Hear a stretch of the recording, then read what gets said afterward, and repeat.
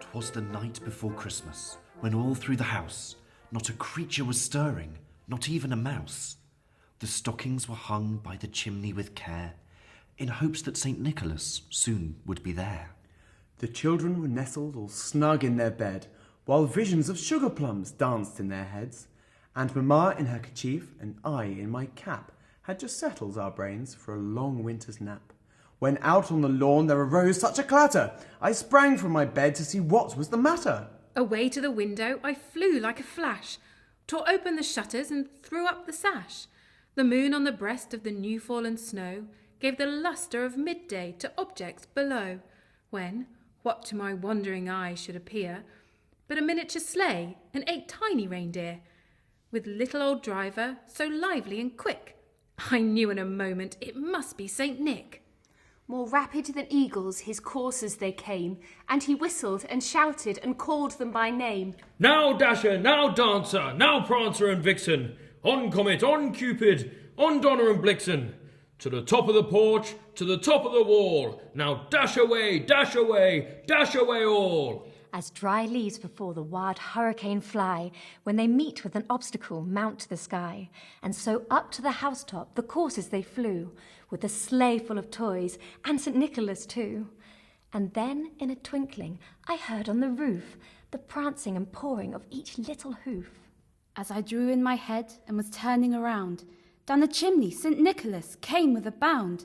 He was dressed all in fur from his head to his foot, and his clothes were all tarnished with ashes and soot. A bundle of toys was flung on his back, and he looked like a peddler just opening his pack. His eyes, how they twinkled, his dimples, how merry. His cheeks were like roses, his nose like a cherry. His droll little mouth was drawn up like a bow, and the beard of his chin was as white as the snow. The stump of a pipe he held tight in his teeth, and the smoke it encircled his head like a wreath. He had a broad face and a round little belly that shook when he laughed like a bowl full of jelly. He was chubby and plump, a right jolly old elf, and I laughed when I saw him in spite of myself. A wink of his eye and a twist of his head soon gave me to know I had nothing to dread. He spoke not a word, but went straight to his work, and filled all the stockings, then turned with a jerk.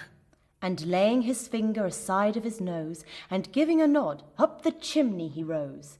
He sprung to his sleigh, to his team gave a whistle, and away they all flew like the down of a thistle. But I heard him exclaim, ere he drove out of sight, Happy Christmas to all, and to all a good night. Stars